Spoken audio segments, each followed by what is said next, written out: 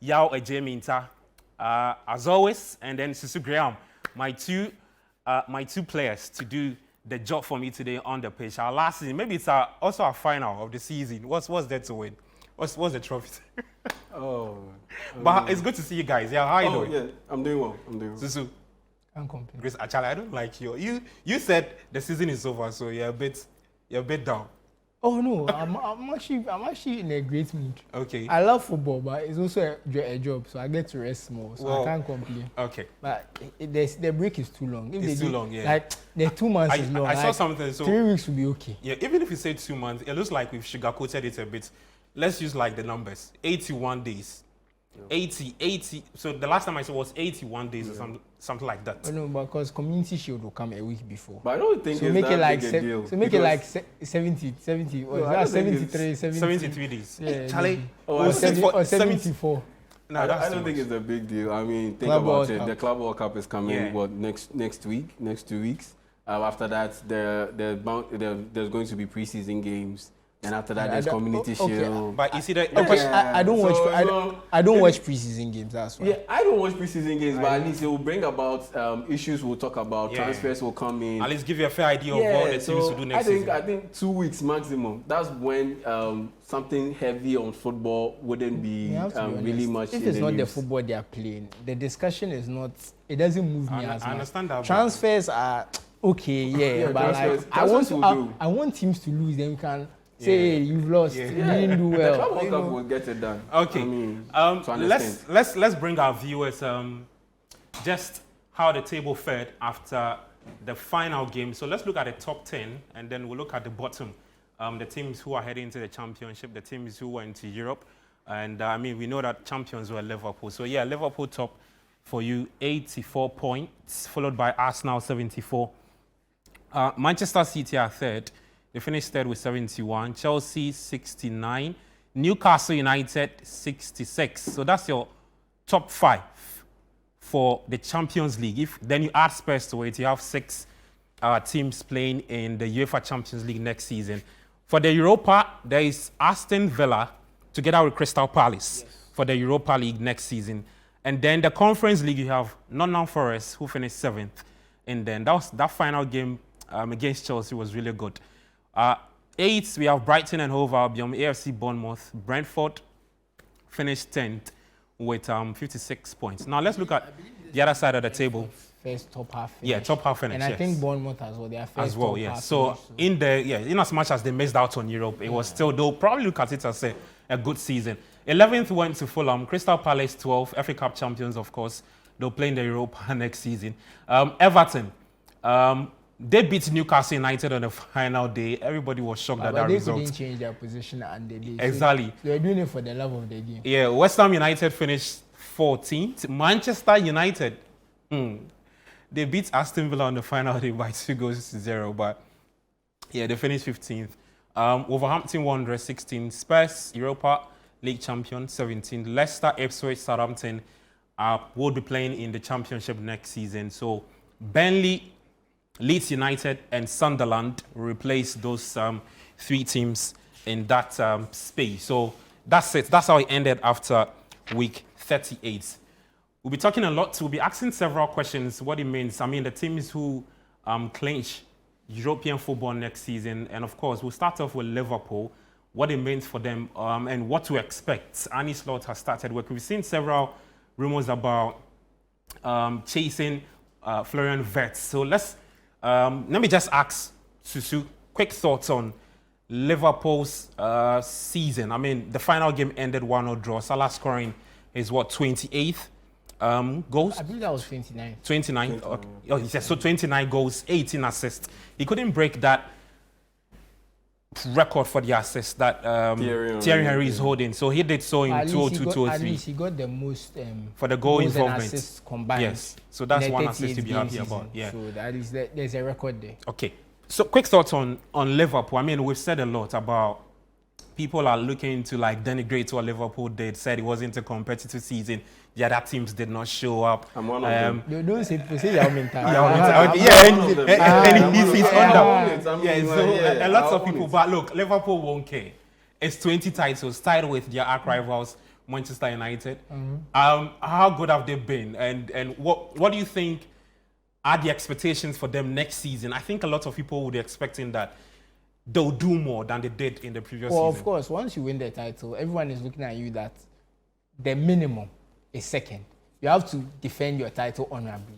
I mean, if you don't win your title, someone comes stronger. You can say, okay, we defended it honorably. Nobody wants you to come and defend your title and be 20 points behind the person who wins it the next season. That's unacceptable. Yeah. So, look, it means they have to defend it, and they have to defend it honorably, if not repeat. So, it's a big burden on them. For me, in a way, Arne Slot has set himself up in a way.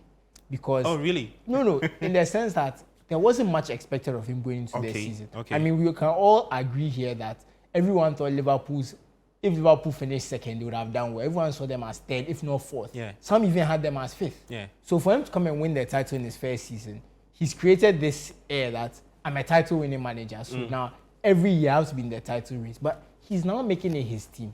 And you know, we always talk about managers having their own players and things. Now that he's getting his players, how would they adapt? How would their team change? So he's kind of raised expectations to a very high point by winning the title. It's almost like, oh, if you can do this with other people's players, what are you going to do with your own players? We all know football doesn't work like that, but at least for him, he's done something. He's won Liverpool's, this is our second Premier League title. That already puts him in very good company, and it's going to give the fans a lot to work with. He has a lot of credits in the bank. So even if they don't win for the next 2 years, he can say, look, I won in my first year. I'm trying to rebuild the team and that kind of stuff. Yeah, so give me some time. When I say he's a victim, because of the high standards, a lot to be expected, but he's also bought himself a lot of time.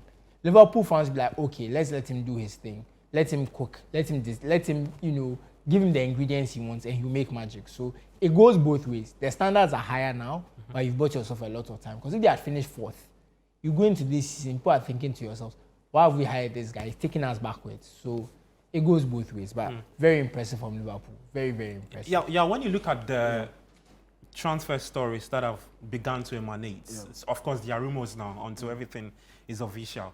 So let me start off with what's the chap's name? Florian Wirtz of Bayer Leverkusen, Jeremy Frimpong. These are some players. Does it paint a picture of what Liverpool will do next season under Slot? Because now they have to start everything afresh. Yeah. And just like Sisu said, he sets the high standard. He has to live by that.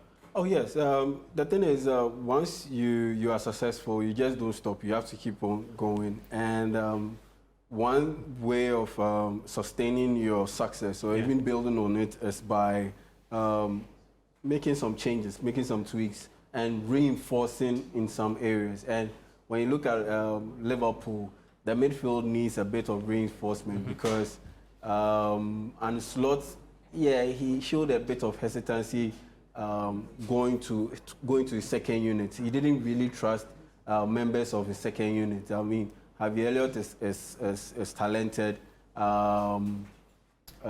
Jones is also Curtis Jones is also talented. Wataru Endo is also talented. He does his job very well. Should we put Conor Bradley in there? I'm talking about the midfield. I'll move over to the defense. Yeah, I'm talking about the Florian Wirtz potential transfer. Yeah, so we look at the midfield.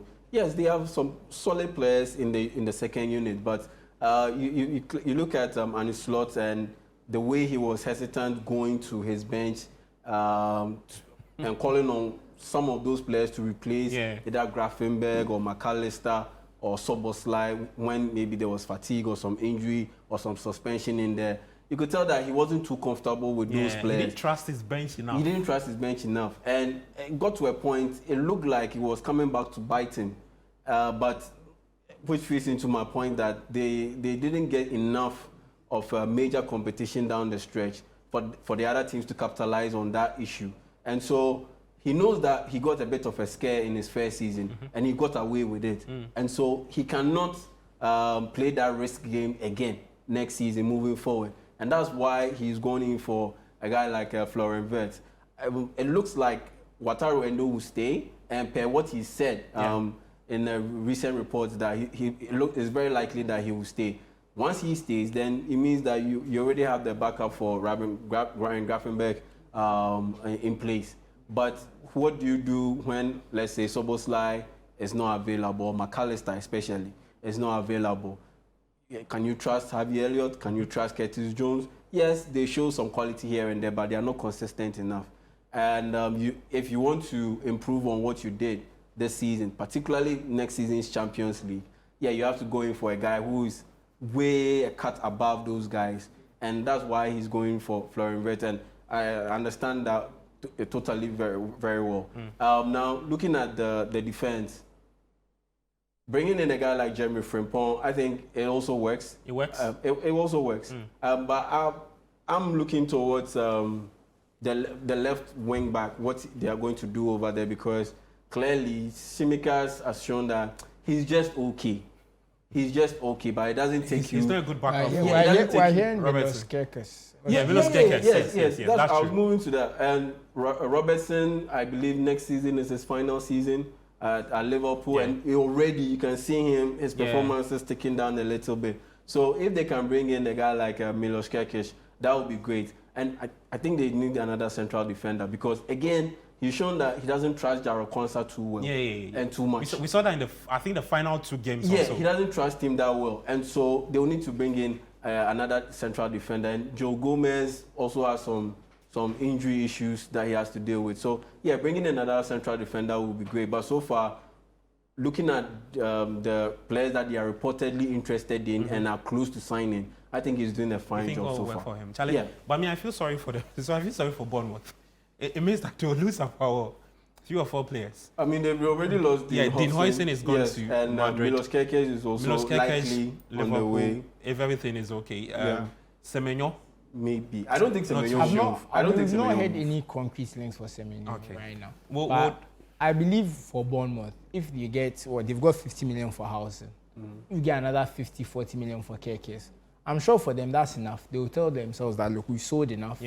That's it's good for them. It's well, good business. Unless you bring a crazy offer that we cannot refuse, that we won't sell anymore. I believe, and for the stability of their own team and their own ambitions, I don't believe anyone else should go unless it's a player you want to get rid of. So okay, we'll try and talk about. We'll see if we can talk more about Bournemouth though. But let's talk about Arsenal Football Club. I'm laughing because, I mean, trophyless second. That's the trophy they won.